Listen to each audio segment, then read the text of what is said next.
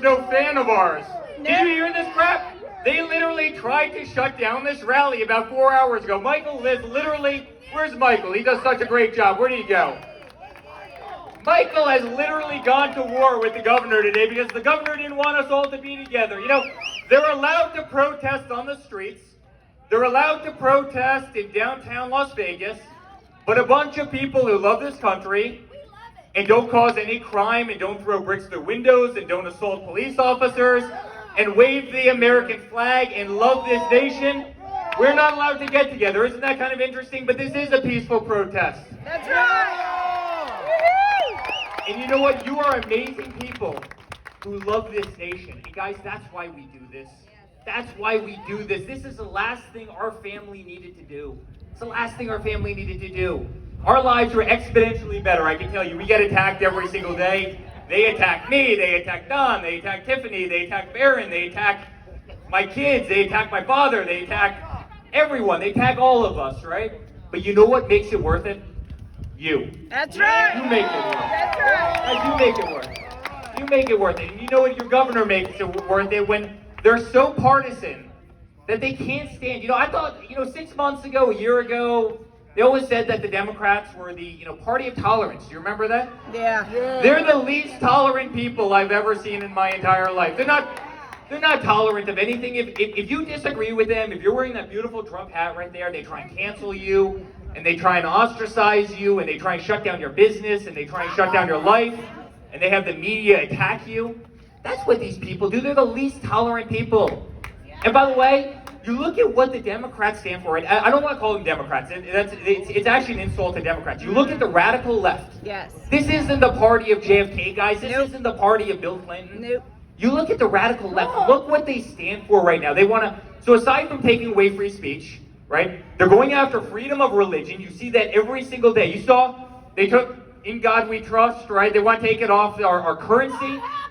And you see them take out "Under God" in the Pledge of Allegiance. Yep. Did you see that? Yep. By the way, did it shock anybody else here that they even said the Pledge of Allegiance? Well, we love you. We love you. She is what you call a serious Trump fan, right? That much I can tell. Well, we love you. It didn't come as a surprise to anybody that they even said the Pledge of Allegiance. I was shocked. I go, oh wow, they're really trying to get brownie points because they don't say the Pledge of Allegiance ever. They don't want it in the classroom. They don't want it at the beginning of town meetings. They don't want it anywhere. They don't want the Pledge of Allegiance. And they took out the words "under God," and it's disgusting, guys. And they are issuing a war on religion, a war on faith in this country. And I don't know why. And it's not just Christianity. It's all, the Democratic Party. It's in their new mantra that they've literally become the party of the atheists. And why? Why?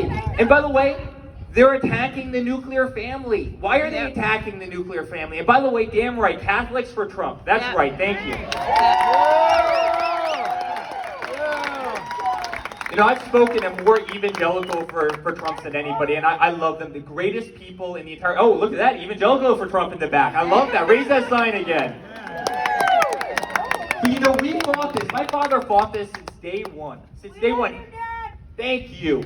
You are really excited tonight, aren't you? You are. Man, a lot of Red Bull. You are doing great. But my father fought this since day one. He showed up at the White House, right? And literally, there was a tree in the South grounds. They've had it every year, and they were calling it the holiday tree. And he finally looks at them and says, "What's wrong with you people? Does it have ornaments on it? Yes. Does it have lights on it? Yes. Does it have snow on it? Yes. It's not a holiday tree. It's a damn Christmas tree. Call it a Christmas tree. We're not eliminating Christmas from our society." And literally, I felt it as I'm almost embarrassed to say that I'm from New York because we have the worst governor. We have a... The worst mayor. Our mayor is literally one of the more incompetent people that you've ever seen in your entire life. Yeah, absolutely. And guys, I see it. You would literally walk down the street, you couldn't say Merry Christmas to somebody. Somebody would look at you like you had three eyes, like you just offended them for saying Merry Christmas. And my father brought that back, but I haven't figured out this war on faith in this country. And what's really interesting? We need a lot more family, and we need a lot more faith in this country. Because guess what? None of you are breaking windows. None of you are throwing bricks through windows. None of you are causing crime. You know, it's the people who are absent of family and frankly absent of church, right? Who are the party of the atheists is causing a lot of problems. We need a revival in this country, and guys, we're gonna have it. We are absolutely gonna have it. But then you have this attack on law enforcement. And by the way, to the law enforcement here, you guys are the greatest people. You men and women are the greatest people we have in society. And we love you, and as a family, we appreciate you. And where's the sheriff? Where's the sheriff? Mrs. Sheriff, where are you? Where's the sheriff? Mrs. Sheriff, I have to tell you a story. So I met the sheriff in 2018. And she is an incredible, incredible woman. And I mean it. We need you in New York City, and we need you in Seattle, and we need you in Portland, because guess what? There's no messing around here, right? There's no messing around. Your sheriff would not be a fan of our bail reform laws in New York. Literally, the NYPD just had somebody. They had one of the chiefs of police of the NYPD got punched in the face. They arrested the person who did it, and 5 minutes later, they let them out of jail, and they were back ransacking the city, literally terrorizing New York City. Believe me, in Pahrump, that would not happen. In Nevada, that would not happen. And we appreciate you. We appreciate law enforcement. So thank you guys so much. And guys, when you see what's happening, when you see these cities, right? Portland and Seattle, and they're literally throwing pieces of PVC. Mrs. Sheriff, get up here.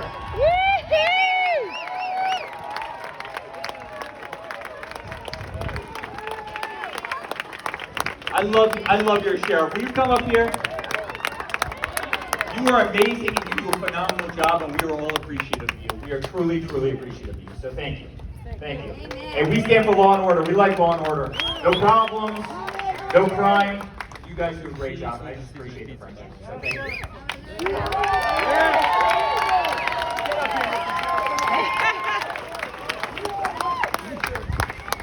Believe me, no one would be throwing buckets of water on her officers, and no one would be throwing bricks at her officers. And they don't do too well. They wouldn't do too well. They'd be in bracelets in about 3 seconds. Yeah, we love the blue. Come on, Mrs. Beck. Mrs. Sarah.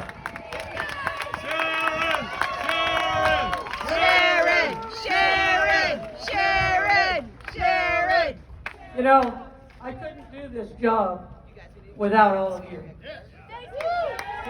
This job is for you, by you, directed at you.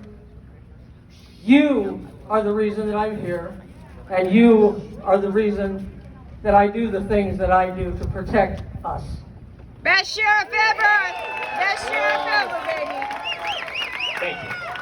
And we love you, and we love the men and women in blue. And guys, I can promise you, my father always has their back. He always has their back. And you know what? When you see these motions to defund law enforcement, it's disgusting. And you know what? They're actually doing it. And I'll give you a story. In New York, they took $1 billion out of the NYPD, and they got rid of all undercover law enforcement. And guess what? In 90 days, crime went up by 300%. Does that surprise anybody here? You know, and beyond that, not only did they defund, not only did they get rid of undercover cops, but they actually allowed them to get demoralized in the city, where they put the fear of the Lord in them, where if they tried to arrest anybody, if they tried to do anything, they'd get in trouble, they would lose their pension. And it's so sad. It's so sad. You guys need to take it easy. I love you. Stop. This is a seriously excited person. Thank you, Sheriff.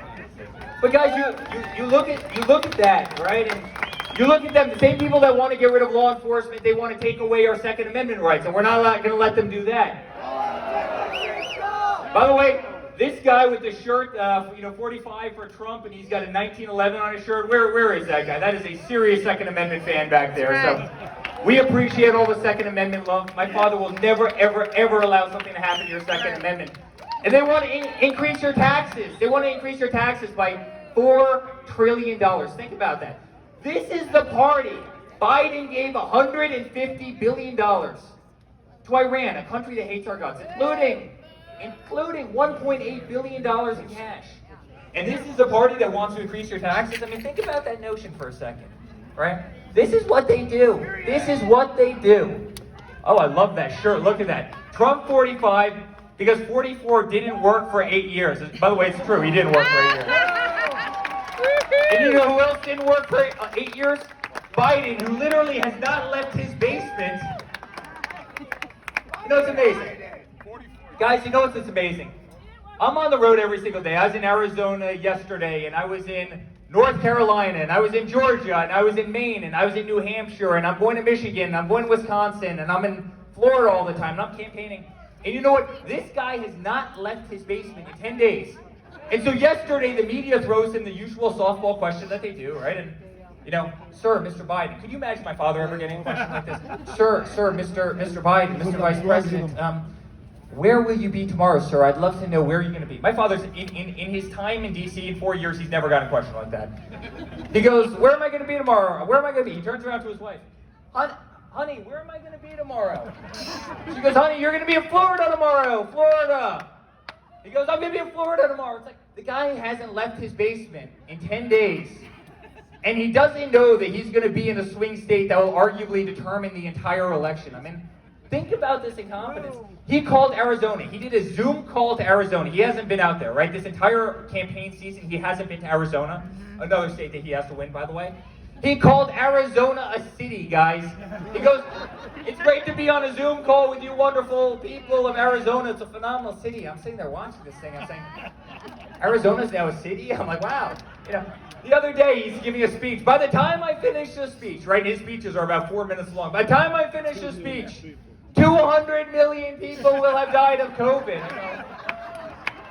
Oh man, that's about 60% of the population of our country. That's a lot of people that are going to die in your 4-minute speech. I don't know if that's going to happen. I mean, this guy's crazy. He said he brought 740 million women out of poverty. I'm like, you did a really good job, bud, because there's only 340 million people in this entire country, right? And I'm pretty sure it's about 50-50 in terms of that breakdown. And guys, this is what we're dealing with. I mean, and I don't know, you know, the media the other day, I was in Arizona, and somebody in the fake news goes, you know, don't you find it a little bit desperate that your father's been here, and you've been here, and your wife's been here, and Don's been here, and Joe Biden hasn't been here? I go, don't you find it a little disrespectful that I've been here, and my wife's been here, and Don's been here, and my father's been here, and neither Joe Biden, Sleepy Joe, or Kamala Harris have, because they haven't left their basements, literally. I mean, they won't do interviews, they won't get off teleprompter, they certainly wouldn't do what I'm doing right now. I mean, isn't that insulting to you? I mean, don't you think if you're asking people to vote for you, you should actually get out there in front of them, see them, and work hard? And I don't know, so guys, answer this question. Is it smugness? Is it arrogance? Is it cockiness? Or is he just that sleepy that he does not have the energy to do what my father does every single day? I think she's right. I think you're right. I think it is all of the above. I think it's smug. I do think it's cocky. I think Hillary Clinton made the exact same mistake in 2016, by the way, where she didn't go to Michigan, she didn't go to Wisconsin, and she barely went to Pennsylvania, and she didn't come out here. And guess what? November 9th wasn't a very good day for her, right? That night wasn't a good night for her. And guys, they're making the same mistake again. And then you look at all this craziness, right? And by the way, let's not forget about Kamala for a second. Kamala is literally left of Bernie Sanders. Think about where she governed for a little while. Willie. Think about what she did for a city, right? A little place called San Francisco, where you have the highest taxes anywhere in the country. You've got the worst drugs anywhere in the country. You literally can't walk your kid to school without walking over hypodermic needles, without going through massive homelessness. They have run the city into the ground. So, and by the way, you guys, you know Biden's not going to be running this government, right? I mean, let's all be clear about that.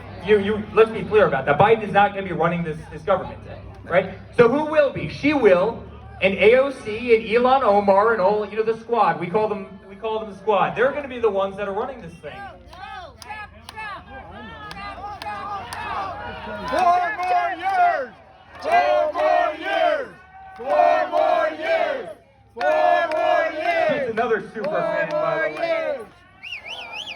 But does anybody really want Kamala Harris No. No. Tell me that's not a scary thing. And Yeah. again, guys, this isn't the party. This isn't the party of JFK. Honestly, if JFK was here today, he'd be sitting front row with you. He would firmly be in this party. The Democrat, I don't like talking about the Democratic Party because, guys, it's not the Democratic Party. This is a far left radical party. They're into, you see these 40-month abortions. I mean, what they're trying to do there, guys, it's crazy. It's crazy what they stand for. The Green New Deal, Yeah. $90 trillion. Think about it. I mean, socialized healthcare. They want to get rid of 180 million private healthcare plans in this country. Nope. Guys, think about that. They want socialized medicine, and that's why we're doing so well with the incredible Latino population, the That's incredible right! Hispanic population in this country, a lot of whom are here tonight. Yep. And by the way, it's why we're doing so well with Asian Americans, many of whom are here tonight. You are incredible. You know why? Because so many of these people ran away from the very people that resemble AOC and that resemble Ilhan Omar and that wanted socialism and, ran away from communism to come to the freest, greatest country in the world. That's why they ran, and they don't want it to repeat themselves. And that's why you see the best numbers in the history of the Republican Party in these incredible groups, because they see what's happening. They know about this topic better than any of us. They know about it better than any of us, and they don't want to see history repeat itself. And guys, this is why we fight every day. We're not a family that needs to do this. This is why we fight every single day. And I really believe that in 2016, the Democrats' goal was to treat my father so horribly that he regretted running, that honestly, he goes, let me just go back to my nice, peaceful, easy life. I had a great life. It was better than here. I'm not attacked by the media every day. I'm not attacked by radical Democrats. I'm not, they're not having the DOJ turn on me, and they're not weaponizing the FBI, and they're not weaponizing X, Y, and Z, and they're not coming up with Ukraine hoaxes, and they're not attacking my Supreme Court justices, and they're not making my life miserable every single day with fake news. I really believe that they thought that they could hit him so hard that he wouldn't run again. Either that he would just leave office or he wouldn't run again. And guys, they desperately got my father wrong. In fact, they did the exact opposite. You know what it did? It made us want to fight harder. And it made us tougher. And you know what? It made everybody else in this country tougher. It made the Republican Party tougher. And they're fighting together like they've never fought before. And you know what? It's also opened America's eyes to how bad these career politicians are. Joe Biden has been in office for 47 years. To give you some context, guys, I'm a 37-year-old guy. I'm not like the youngest guy. There's far younger people in this audience than me, and I'm certainly not the oldest guy, right? But he's been in office 10 years longer than I've been alive. And then he goes out and he blames the problems of this country on my father. It's like, where were you the entire time? Where were you? And then he comes out the other day, it's really amazing. He comes out and he says, I want to defund law enforcement. I want to take their budget and I want to give it to social workers. I'm sitting there saying, okay, when somebody's driving 130 miles an hour in the middle of the night and they're plastered, they're drunk off of their minds, who's going to arrest that person? Who's going to pull them over and arrest them? Is that going to be the social worker? Is that going to be the social work? No. When somebody's selling drugs in your kid's school, who's going to stop that? Is that going to be the social worker? Or when somebody robs a bank, or when somebody commits, a homicide, right? Is that going to be the social worker? I mean, these people are really, they really believe it. You have Kamala Harris coming out, and she literally compared law enforcement to the KKK in a congressional hearing, right? Guys, it's insane. I mean, these people are just insane, and this is what we're fighting against. And then you look at my father and what he's done, right? Created the greatest economy this country has ever seen. I implore every person here, if you have a 401k, if you have an IRA, right? If you have a pension plan, open it up and see where it was. I'll give you a little stat because I love the fake media. They always go, well, Obama created the greatest economy. So the Dow Jones, not that the stock markets are an indicator of anything. I mean, for people that have 401ks and stuff, you clearly like the stock market going up very quickly. But under the 8 years of Obama, the Dow Jones went up by 4,000 points. Under the 3.5 years of my father, the Dow Jones went up by 12,000 points. And then you have the fake news out there saying, Yes, the Obama economy. The Obama economy was pathetic. You had 0.9% GDP growth. You had the slowest growth coming out of a recession of any president since the Great Depression. I mean, think about that number. I mean, think about that number. They were incompetent. I mean, we have better unemployment right now, numbers, after getting punched in the face by China, by the China virus, which, by the way, my father will hold fully accountable. Yeah. Make no mistake, my father will hold it fully accountable. Than Obama and Biden did during much of their tenure. I mean, think about that. Think about that. You had the lowest African American unemployment, the lowest Hispanic unemployment, the lowest female unemployment, the lowest Asian American unemployment. They actually have something called youth unemployment, the lowest youth unemployment. You literally had, I mean, the amount of people that came off of welfare, the amount of people that came off of food stamps during that period of time, that is a beautiful thing for this country. That is a beautiful thing.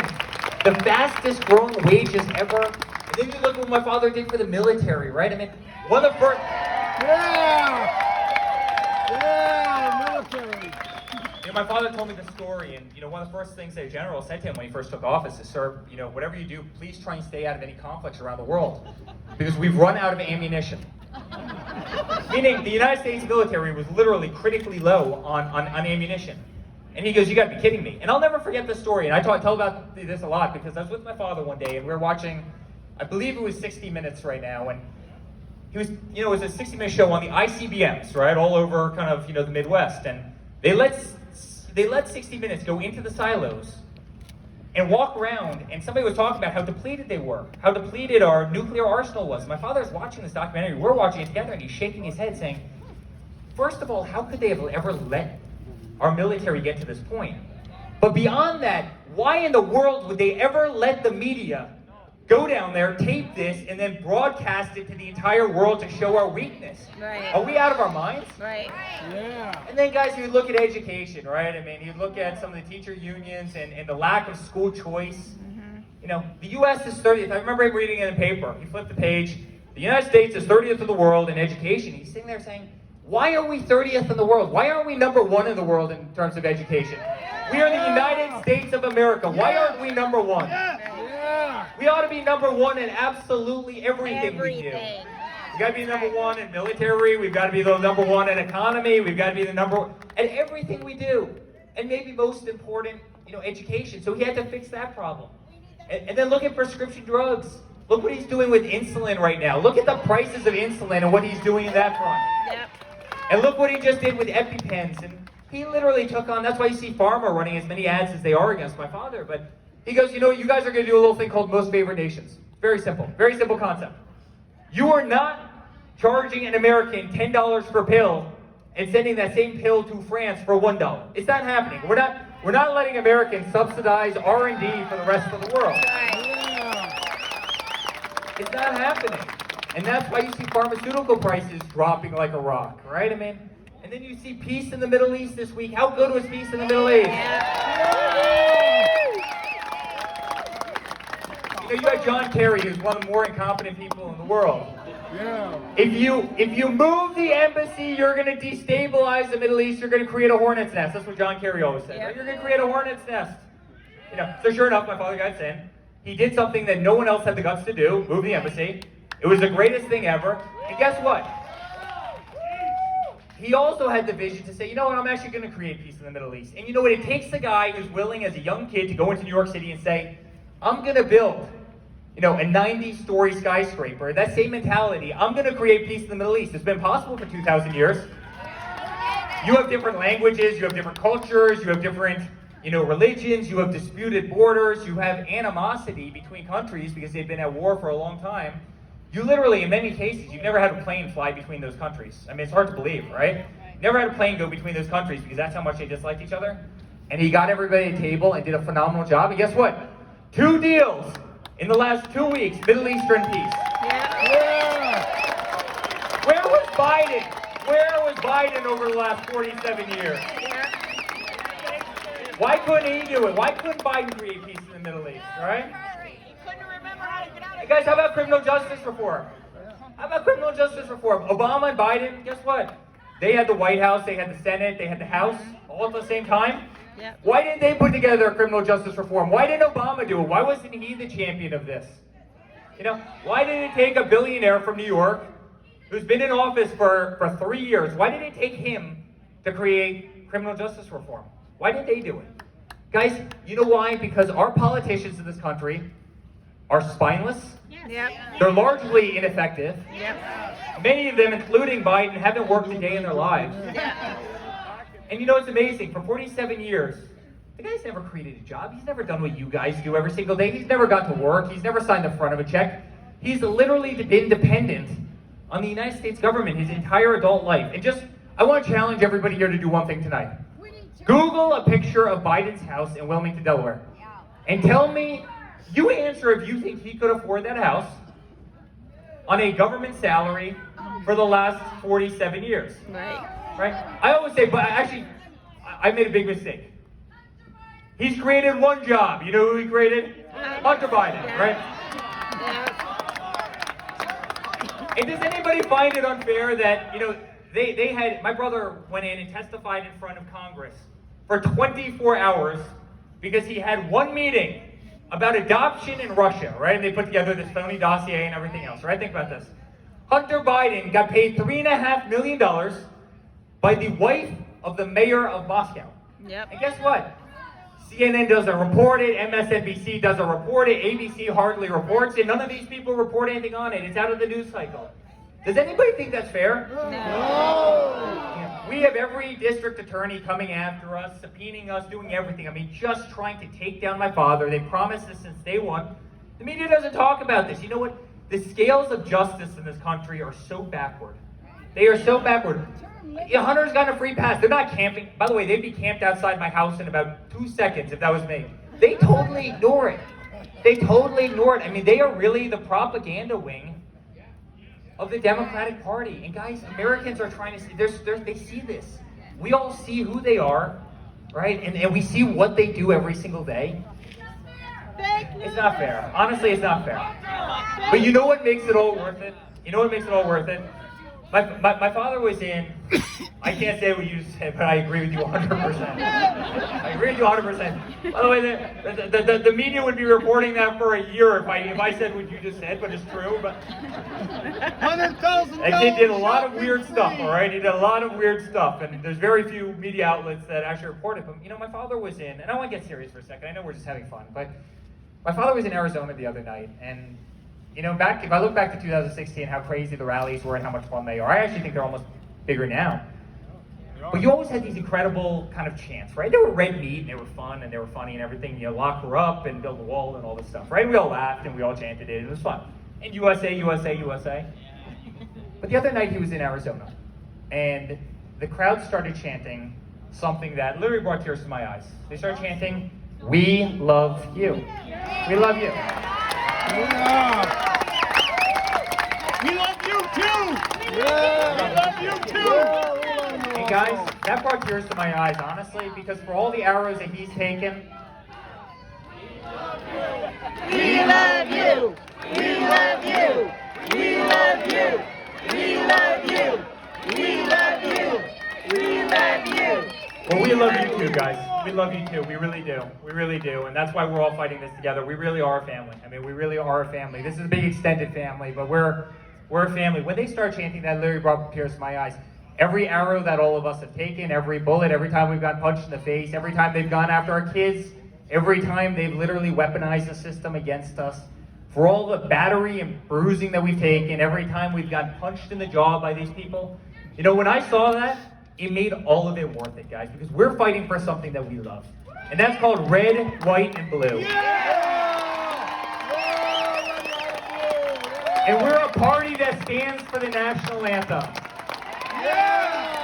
And we're a party that sings the Pledge of Allegiance. And we're a party that loves the United States of America. And we're a party that believes in law and order and do not want to see our suburbs and our towns and our cities get burned to the ground by radical animals. By radical animals. I mean, let's call them what they are. They are radical animals. And guys, the one thing I promise every single one here, there is no family in the world that will fight harder than we will Right. over the next 40 days. Right. No family in the world. I promise you that you will see every single one of us the second you wake up in the morning on TV. And honestly, the second you go to bed at night, and we will be fighting, and we will be in a different state. And the very day that my father is here in Nevada, I will be in Arizona, and Don will be in Pennsylvania, and my wife will be in North Carolina. Who likes Laura, by the way?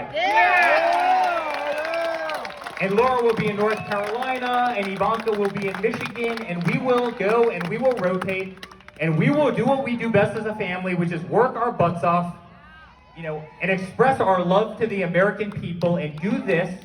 And guys, we're gonna win this thing. We are absolutely going to win this thing. And we're gonna protect this country, and we're gonna protect religion, and we're gonna protect babies, and we're gonna protect the Second Amendment, and we're gonna protect faith in God. So God bless you, Nevada. God bless you, Mrs. Sheriff, who we love. God bless Pahrump. We love this place. And guys, God bless the United States of America. Thank you so much. We love you. We love you, and get out there and vote, and we are going to win. We are going to win. And God bless law enforcement, just to finish it. God bless all of you. We love you. We love you, Nevada. Get out there and vote, all right? Promise me. Get out there and vote, and also get out there and watch the polls. We love you guys. Thank you. Thank you. Thank you. Thank you.